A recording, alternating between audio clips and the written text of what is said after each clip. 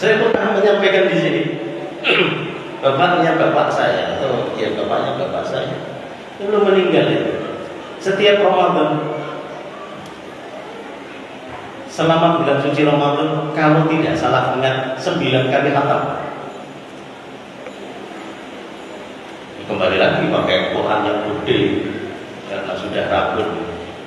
Sebelum meninggal, tangannya itu seolah-olah isyarat dia itu masih kayak baca Quran itu. Nah kalau sebelum meninggal, ya mungkin aja, tapi tangannya mungkin juga. Wallahu a'lam bishawab.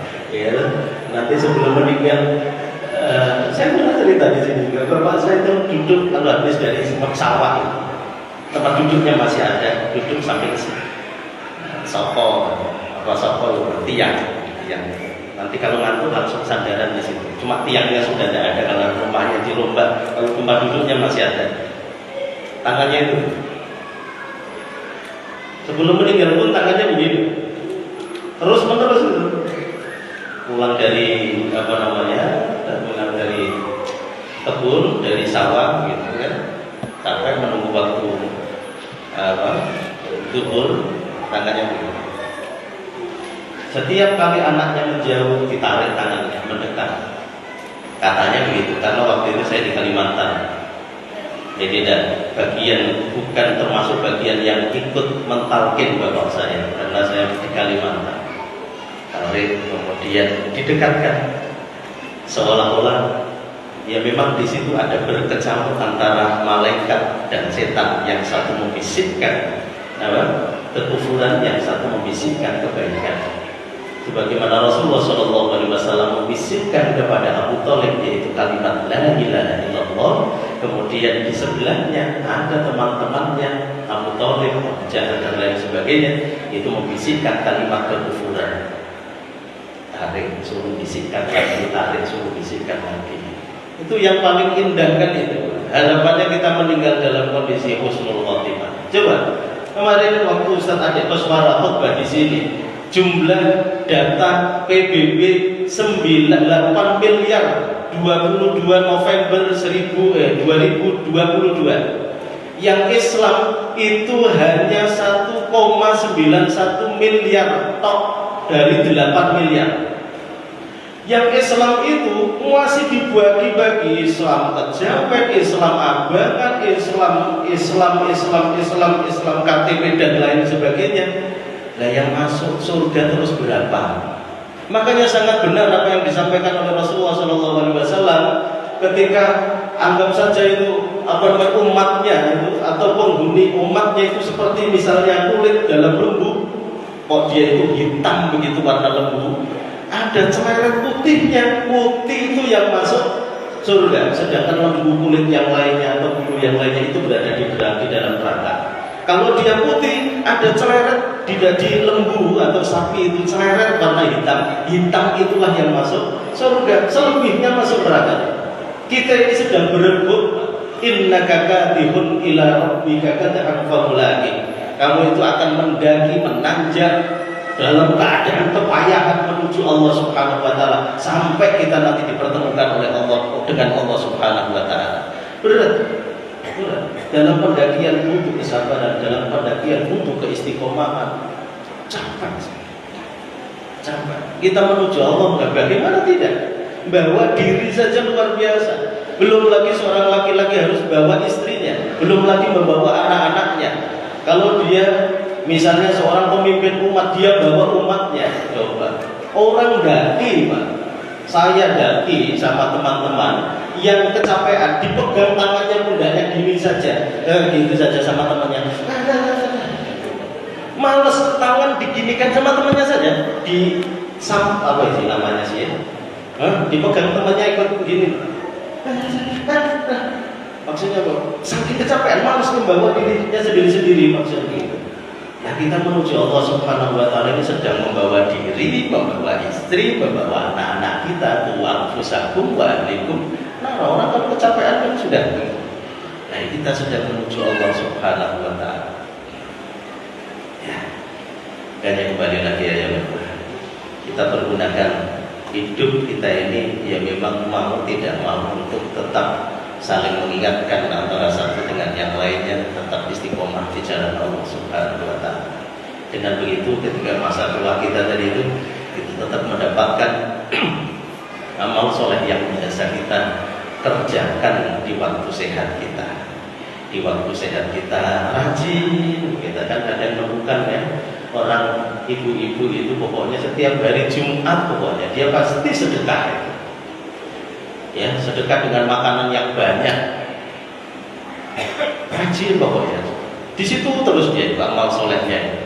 Ada kadang-kala habis subuh itu sebelum sholat subuh sudah berinfak tiap hari, pada subuh terus menerus. Kok meninggal di waktu besoknya dia itu terus mengalir itu, atau dia tua tiba-tiba sakit itu mengalir terus. Masing-masing di antara kita dalam beramal soleh.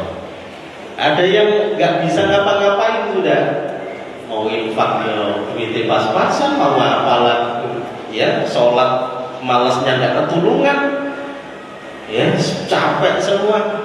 Dia amal solehnya apa? Ketemu orang murah senyum, assalamualaikum, gitu pokoknya assalamualaikum, gitu ya. Setiap ketemu orang pokoknya murah senyum, tebar salam, mengikuti Ibnu Umar radhiyallahu anhu. Ketika Rasulullah SAW mengatakan afsus salam bainakum, beliau langsung senang ke masjid, assalamualaikum, assalamualaikum, gitu ya, senang begitu. Itu sudah saudara tokohnya di situ, murah sekali, ditarik sedikit itu bibirnya ke belakang 1 senti saja, cek begitu sudah cakep sudah, murah senyum, ketemu orang saja, minimal menganggukkan kepalanya, wujud respect sama orang lain. Ya, itu juga bagian daripada amal soleh. Nah itu kalau dilaksanakan dan terus menerus dilaksanakan, kemudian kita mungkin sakit akhirnya meninggal, itu bisa dikenang gitu. Wadah orangnya itu ya enak kalau ngobrol sama dia itu, murah senyum, renyah apa sih ya, renyah, nyaman, suka begini, suka begitu. Gimana ya Rasul kalau dulu begitu kan? Tapi yang ibadahnya ya biasa-biasa saja sih. Ya yang wajib-wajib saja, sunnah-sunnah yang biasa. Dan kalau sedekah ya hanya sepotong daripada keju, riwayatnya Sahih. Tapi itu nyaman, sama tetangganya baik. Kemudian dia berkumpul dengan masyarakat baik, banyak dikenang kebaikannya. Oh dia berada di dalam surganya Allah Subhanahu wa Ta'ala. Dan yang sebaliknya berada di nerakanya Allah Subhanahu wa Ta'ala. Kemudian pendapat yang kedua, kalau tafsir yang sebelumnya berarti orang kafir ya, aswala safilin yang berada di neraka, maka orang yang dikembalikan ke neraka jahanam adalah orang kafir yang tidak mensyukuri nikmat Allah Subhanahu wa Ta'ala, tidak mau mensyukuri nikmat Allah Subhanahu wa Ta'ala. Wa'lam wallahu a'lam bima yu'un fabashshirhum bi'adzabin alim. Dan Allah lebih mengetahui apa yang mereka sembunyikan dalam hati mereka. Fabashshirhum bi'adzabin alim, maka sampaikanlah kepada mereka ancaman azab yang pedih. Illal ladzina amanu 'amilus sholihati lahum ajrun ghairu mamnun. Al-Insyiqaq ayat 23-25. Kecuali orang-orang yang beriman dan mengerjakan kebaikan, mereka akan mendapatkan pahala yang tidak putus-putusnya. Di ayat ini sama dengan ayat yang sedang kita bahas tentunya. Dan ayat pada surat Al-Insyiqaq ini berbicara tentang kabar dari Allah Subhanahu wa Ta'ala terhadap orang yang ingkar, tidak mensyukuri nikmat yang Allah Subhanahu wa Ta'ala berikan. Tapi ada yang mentafsirkan ghairu mamnun, falahum ajrun ghairu mamnun. Itu beberapa tafsiran. Ghairu manqus, ada yang mentafsirkan tidak pernah dikurangi pahalanya. Jadi yang dia kerjakan di waktu mudanya ikhlas karena Allah Subhanahu wa taala, tidak akan dikurangi oleh Allah. Ada yang mentafsirkan ghairul maqtu, tidak akan terputus. Dan ada yang mentafsirkan ghairul mahsub, tidak ada batasnya atas apa yang Allah Subhanahu wa taala berikan kepadanya. Makanya nanti di akhirat, nahnu awliyaukum fil hayatid dunya wa fil akhirah wa lakum fiha ma tastahi wa lakum fiha wa anfusukum wa lakum fiha ma tad'un. Kamilah pelindung-pelindungmu dalam kehidupan dunia dan akhirat. Ini kata malaikat yang akan mendampingi kita kalau ketika orang tersebut beramal soleh dan akhirnya nanti tidak putus-putus amal soleh tersebut karena dia senantiasa mengerjakan di waktu sehatnya tadi itu. Aku ini pelindung-pelindungmu di dunia dan di akhirat, dan di dalam surganya kamu memperoleh apa yang kamu inginkan, atas tadi anfusukum, apa yang kamu inginkan di dalam diri kalian, walakum ma fiha ma tad'un, dan memperoleh apa yang kamu minta, yang kita minta di surga akan kita peroleh semuanya. Itulah ganjaran bagi mereka yang bersyukur kepada Allah Subhanahu wa ta'ala. Fama yukadzibuka ba'du biddin. Maka apa yang menyebabkan mereka mendustakanmu tentang hari pembalasan? Setelah adanya keterangan-keterangan itu, lah ya kok mereka kok bisa mendustakan? Ada dua pendapat. Ini objeknya kepada orang kafir, sehingga ia mengartikan maka apa yang menyebabkan engkau wahai orang kafir itu mendustakan hari pembalasan, atau objeknya kepada Rasulullah SAW. Itu ya, fama yukadzibuka ba'du biddin. Maka apa yang membuat mereka itu mendustakan engkau wahai Muhammad? Nah, itu atau tafsir yang kedua. Ya. Kenapa mereka mendustakan? Apa hebatnya mereka? Ratu Balqis itu waya raya sugih, punya kerajaan. Setelah melihat kehebatan Sulaiman alaihissalam, langsung dia tunduk. Ini kok orang-orang yang menentang Nabi Muhammad SAW tidak memiliki sebagaimana kerajaan Ratu Balqis.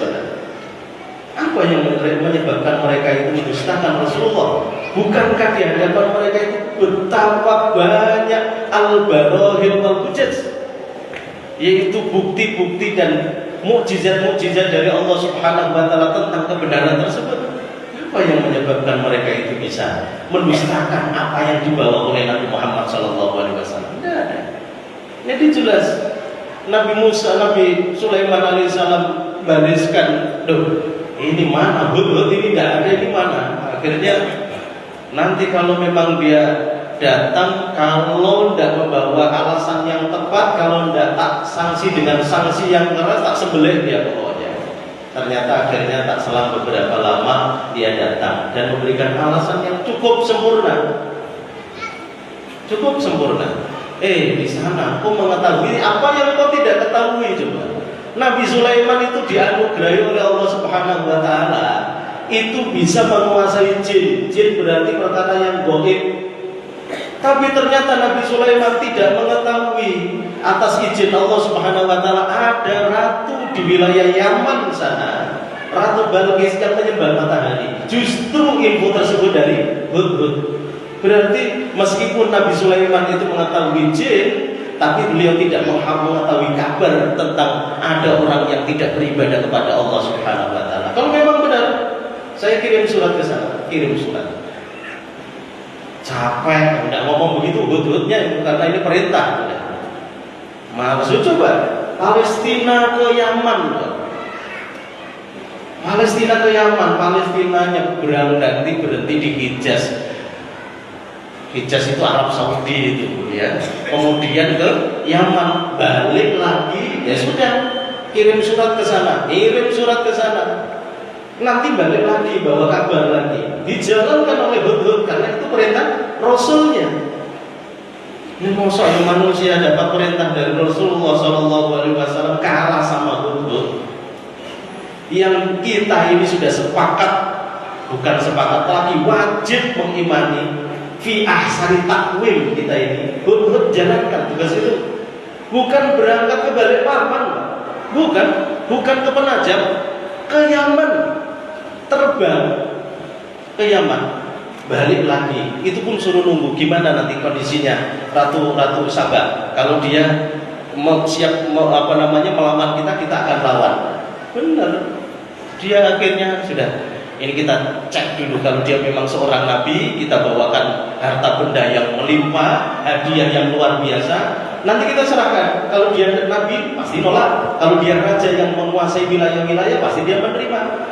Diantar itu barang di depan nabi, di depan siapa? Di depan utusan panglima perang ya dari Sabah.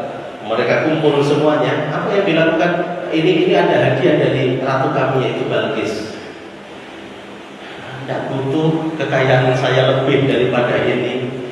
Justru adegan yang ditunjukkan oleh Nabi Sulaiman alaihissalam itu langsung manggil gajah maksudnya. Datang gajah, datang ini, datang itu, baris diperintahkan oleh Nabi Sulaiman. Coba dipanggil itu semuanya. Oh, panglima perang yang diutus oleh Balqis ini bukan orang biasa ini. Ini tenanan ini, nabi tenanan ini, bukan musodik ini atau Lia Eden ini, bukan. Serius ini, serius. Akhirnya balik dikembalikan ke sana, berangkat. Ini sudah siap, sudah masuk, biarin saja ya. Akhirnya yuk kita berangkat ke sana. Kita memang harus berserah diri untuk masuk Islam. Ini Ratu Balqis yang memiliki kekuasaan yang luar biasa di Sabah. Ya, nah kok kenapa waktu itu Abu Jahal, Abu Lahab kok menantangmu wahai Muhammad? Kok bisanya mukjizat ada di depannya? Akhirnya datang ide Nabi Sulaiman luar biasa. Bangunkan kerajaan khusus menerima tamu. Lantainya dari kaca, bawahnya ada ikan dan sungai. Hari ini Pak, arsitektur yang membentuk semacam itu hanya kecil, di ruang tamu kecil itu 10 hingga ratusan juta. Ada akuarium tapi bisa diinjek di bawah itu 10 hingga ratusan juta, tergantung desainnya. Ya lihat di internet sih, saya juga tidak pernah nanya-nanya. Itu sampai begitu. Ini kerajaan yang disiapkan sedemikian rupa. Langsung dia mengatakan bahwa singgasana enggak. Ya Pak, siapkan singgasananya, siapa yang bisa ngambil?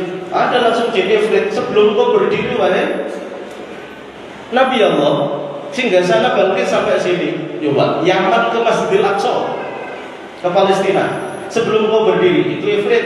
Tapi ada seorang yang berilmu. Ulama berbeda pendapat di sana. Ada yang mengatakan dia adalah Asif, sepupu Nabi Sulaiman alaihissalam. Ada yang mengatakan dia adalah jin mukmin, ada yang mengatakan dia adalah Jibril alaihissalam. Sebelum kau kedip mata, cek begitu sudah ada. Nah, itu yang diterima oleh Nabi Sulaiman alaihissalam. Belum kedip, wajib kita imani. Itu bukan dongeng dan ada di dalam Al-Quran. Cek langsung ada di depannya Sulaiman. Apa yang diucapkan oleh Nabi Sulaiman alaihissalam dengan kehebatan yang Allah Subhanahu wa taala anugerahkan kepada Sulaiman, "Hadza min fadli Rabbi." Karunia ini dari Rabbku. Bukan ini kehebatan aku, bukan begitu. Hadza min fadli Rabbi. Apa yang dilakukan oleh Ratu Balqis? Tunduk istislam, tunduk patuh dengan perintah Allah Subhanahu wa taala. Kenapa? Justru kalian wahai orang-orang Quraisy yang tidak memiliki kekuatan sebagaimana Ratu Balqis, fama yukadzibuka ba'du biddin. Bukankah juga Rasulullah membawa al-baromin wal hujaz, membawa bukti-bukti kenapa kamu tidak tunduk patuh kepada Rasulullah sallallahu alaihi wasallam.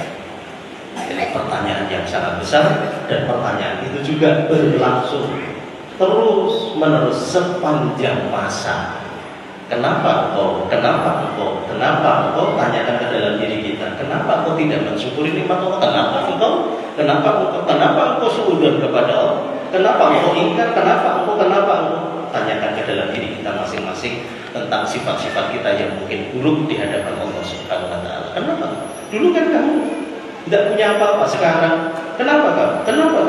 Tanyakan ke dalam diri kita masing-masing. Mudah-mudahan Allah Subhanahu wa taala membimbing kita ke jalan yang benar dan kita istiqomah hingga akhir hayat kita.